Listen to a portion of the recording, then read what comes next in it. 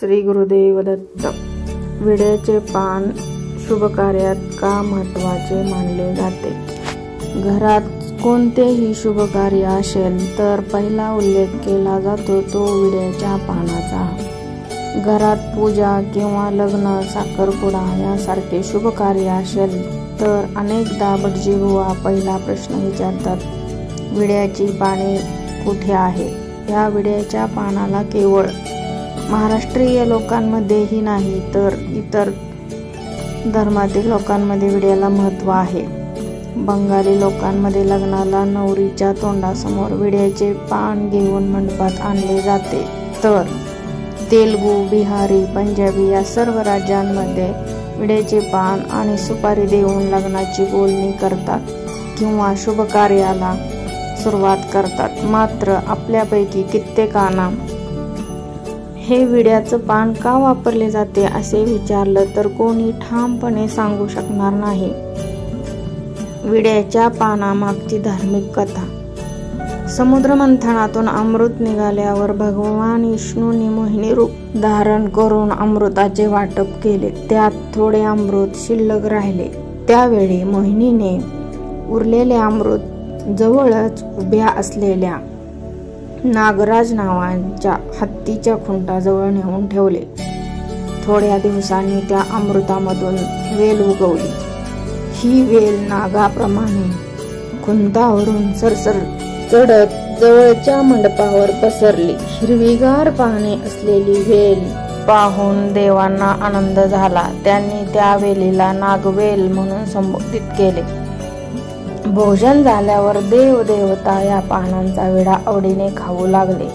त्यानंतर देवाला महानैवेद्य अर्पण केल्यावर देवापुढे पानाचा विडा दक्षिणा ठेवण्यात येऊ लागली.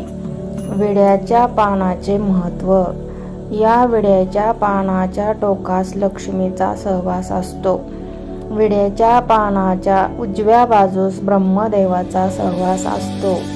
या विड्याच्या पानाच्या मधोमध सरस्वती देवीचा वास असतो. विड्याच्या पानाच्या डाव्या बाजूस पार्वती देवीचा वास असतो. या विड्याच्या पानाच्या लहान देठामध्ये महाविष्णूचा वास असतो. विड्याच्या पानाच्या मागील बाजूस चंद्रदेवतेचा वास असतो. विड्याच्या पानाच्या सर्व कोपऱ्यांमध्ये परमेश्वराचा वास असतो. विड्याच्या पानाखाली मृत्यू देवतेचा वास असतो. या कारणाने तांबूल सेवन करताना बुडाचा भाग काढून मग सेवन करण्याची पद्धत आहे. विड्याच्या पानाच्या देठात अहंकार देवता आणि दारिद्र्य लक्ष्मी राहतात, म्हणून पान सेवन करताना देठ काढून टाकायचे असते. पूर्व किंवा उत्तर दिशेस पानाचे टोक येईल असे ठेवून देवास नैवेद्य दाखवावा. कोणाकडेही तांबूल दिल्यास ते देवापुढे ठेवून नमस्कार करून मगच उपभोगावा. तसेच शुभ मानली जाणारी ही विड्याची पाने मंगळवारी आणि शुक्रवारी कोणत्याही कारणास्तव घराबाहेर जाऊ देऊ नयेत. हिरवीगार आणि मस्त हस्तकार असलेली कोवळी पाने नैवेद्यास ठेवावीत आणि तांबूल म्हणून द्यावी. तसेच आरोग्यामध्ये सुद्धा विड्याचे पान खूप फायदेशीर आहे. आरोग्यासोबतच ते सौंदर्य वाढवण्यातही फायदेशीर ठरते. जाणून घ्या फायदे. नागवेलीची पाने म्हणजेच खाण्याचे पान किंवा विड्याचे पान आरोग्यासाठी खूप फायदेशीर आहे. जेवणानंतर पान खाण्याचे अनेक जण शौकीन असतात, त्यामुळे तोंडाची चव वाढते. पान खाल्ल्याने की तोंडातील अनेक जीवाणूंचा प्रभावीपणे सामना केला जातो, ज्यामुळे तोंडाला दुर्गंध येत नाही. तसेच दात पोकळी, दात किडणे यांचा त्रास कमी होतो. जेवणानंतर पानाचा विडा किंवा नुसते पान चावून खाल्ल्याने आतड्या निरोगी राहतात. आरोग्यासोबतच ते सौंदर्य वाढवण्यातही फायदेशीर ठरते. आरोग्यदायी फायदे. विड्याचे पान उष्ण असल्यामुळे वात आणि कफ विकारांमध्ये ते उपयोगी आहे.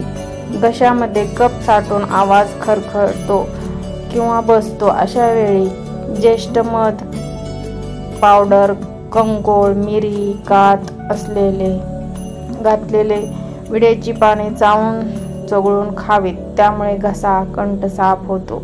डोके जड होणे, दुखणे, सतत शिंका येऊन सारखे नाक गळणे अशा सर्दीमध्ये विड्याची 2 पाने, चहाची पाती, धणे, आले, मिरे यांचा काढा तयार करावा. विड्याची पाने देठासकट खावी आणि पोट साफ होते. पिंपल्स दूर होतील. विड्याच्या पानामध्ये दाहक, विरोधी आणि अँटीबॅक्टेरियल गुणधर्म असतात, जे पिंपल्स दूर करण्यासाठी प्रभावी ठरतात. यासाठी तुम्ही काही विड्याची पाने घ्या आणि त्यांची पेस्ट बनवा. आता त्यात 1 चिमूटभर हळद आणि कोरफडीचे जेल मिक्स करा. आता ते चेहऱ्याला लावा आणि 20 मिनिटे राहू द्या. नंतर चेहरा धुवा. पिंपल्स कमी होऊ लागतील. तसेच चेहऱ्यावरील डाग दूर करते. डाग घालवण्यासाठी विड्याच्या पानाचाही वापर करता येतो, मात्र तुमची त्वचा अधिक संवेदनशील असल्यास हे वापरू नका. विड्याची पाने सुकवून पावडर बनवू शकता. ते पावडरच्या स्वरूपात दीर्घकाळ साठवले जाऊ शकते आणि आवश्यकतेनुसार वापरले जाऊ शकते. डाग घालवण्यासाठी 1 चमचा पावडर घेऊन त्यात गुलाब जल मिसळून पेस्ट बनवा आणि ते चेहऱ्यावर लावा. चेहऱ्यावर चमक आणते. विड्याच्या पानाचा फेस पॅक अनेक प्रकारे वापरला जातो. विड्याच्या पानांच्या पेस्टमध्ये 1 चमचे तांदळाचे पीठ त्याच्या पेस्टमध्ये मिसळा. ते चेहऱ्यावर लावा आणि थोड्या कोरडे होऊ द्या. कोरडे होताच आपले हात ओले करा आणि गोलाकार हालचालींनी मालिश करून सुरू करा. 4 ते 5 मिनिटे स्क्रब केल्यानंतर साध्या पाण्याने चेहरा स्वच्छ करा. 4 ते 5 दिवसात तुम्हाला स्वतःहून फरक दिसू लागेल. व्हिडिओ आवडल्यास लाईक करा, शेअर करा, सबस्क्राईब करा. श्री स्वामी समर्थ.